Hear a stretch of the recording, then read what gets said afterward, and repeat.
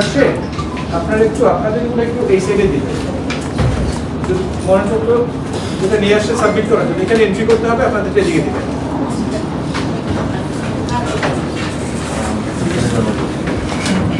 আমাদের on principal এক পরিবারে 2 জন সংসদ সদস্য অতিথি আমরা সেটা অ্যালাউ করি নাই, এবারও এটা করা হয় নাই।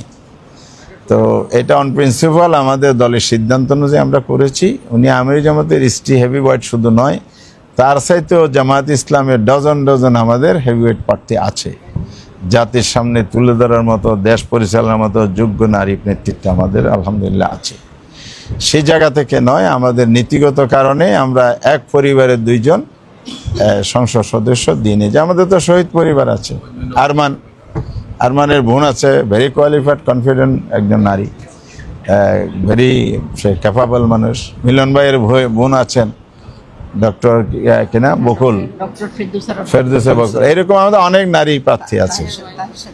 এবং আমাদের ডাক্তার তাহের ভাই ডেপুটি লিডার, যিনি ডাক্তার হাবিবা চৌধুরী ছুটি, আরও অনেকে নাম বললে তো ডজন বলা যায়। বিশ্ববিদ্যালয়ের শিক্ষক, প্রকৌশলী, ডাক্তার, পেশাজীবী, দক্ষ রাজনীতিবিদ আছেন। তো কিন্তু আমরা যেহেতু আমাদের নীতিটা এটাকে সমুন্নত রেখে আমরা এগিয়ে যেতে চাই। তা এখানে যারা আছে তারাও হেভিওয়েট প্রার্থী। কাউকে আমরা যে 8 জন দিয়েছি আলহামদুলিল্লাহ দলীয় একেবারে দলকে রিপ্রেজেন্ট করছে বিভিন্ন লেভেলে। আবার এনসিপিএম এন্ড আদার যারা দিয়েছে, আপনারা দেখেন প্রোফাইল দেখেন, ডাক্তার, ইঞ্জিনিয়ার, সুশিক্ষিত, উচ্চশিক্ষিত এখন নারীরা আছেন। অত্যন্ত দক্ষতার সাথে ওনারা ভূমিকা রাখবেন, আমরা এরপরে খুবই আশাবাদী। না, এটা তো নতুন কিছু নয়। আমরা আগেও বিভিন্ন সময়ে পার্লামেন্টে ছিলাম, সেখানে আমরা সংরক্ষিত নারী আসনে আমাদের নমিনেশন দিয়েছি। আমাদের নারীগণ যথেষ্ট যোগ্যতার সাথে ভূমিকা পালন করেছে। আর আপনারা যে প্রশ্নটা করেছেন, সরাসরি নির্বাচনটা ম্যান্ডেটরি বিষয় নয়, আমাদের আরপিওতেও নয়, আর আমাদের সংবিধানও নাই। তবে ঐক্যমত কমিশনে একটা সংস্কারের প্রস্তাব আছে, সেটা এই ত্রয়োদশ সংসদে নয়, পরবর্তী সময়ে 5% করে একটা ম্যান্ডেটরি বিষয় আছে। সে বিষয়ে আমরা দলীয় ফোরামে আলোচনা করে যখন সিদ্ধান্ত নেব তখন আমরা জানতে পারব। বাংলাদেশ জামাত ইসলামীর রেশিও অনুযায়ী প্রাপ্ত যে আসন ছিল, সেখানে আমরা 12টি আসন নমিনেশন দিতে পারি। 1টি আসন এনসিপি, 6টি আসনের।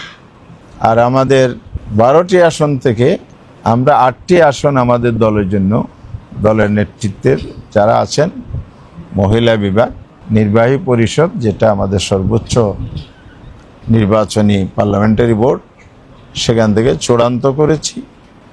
রেশিও অনুযায়ী এনসিপির একটা, আমরা বাকি 4টা আসনকে আমাদের শরিক দলের জন্য আমাদের যে পলিটিক্যাল কমিটমেন্টের জায়গা থেকে নির্বাচনী সমঝোতার বিভিন্ন পর্যায়ে আমাদের জোটকে আমরা অ্যাকোমোডেট করেছি, মূল্যায়ন করেছি, আমাদের সম্মান দিয়েছি। শহীদ পরিবারদের প্রতিনিধিত্ব করার জন্য উত্তরায় যে শহীদ হয়েছিল, শহীদ জাবের ইব্রাহিমের মাকে আমরা এখানে মনোনয়ন দিয়েছি।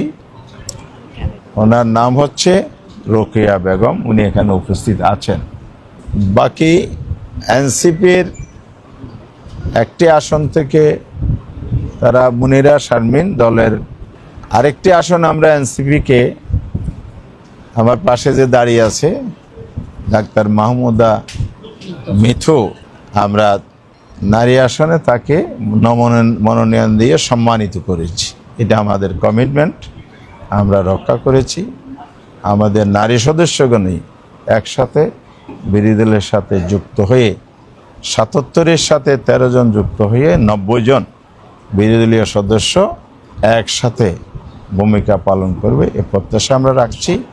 ইনশাআল্লাহ আমরা 11 দল একসাথে আন্দোলন করেছি, একসাথে আমরা নির্বাচন করেছি, একসাথে আমরা বিরোধী দলের যে কাঠামো, আপনারা দেখেছেন বিরোধী দলের নেতা জামাতের আমির, আবার চিফ এনসিপির আহ্বায়ক।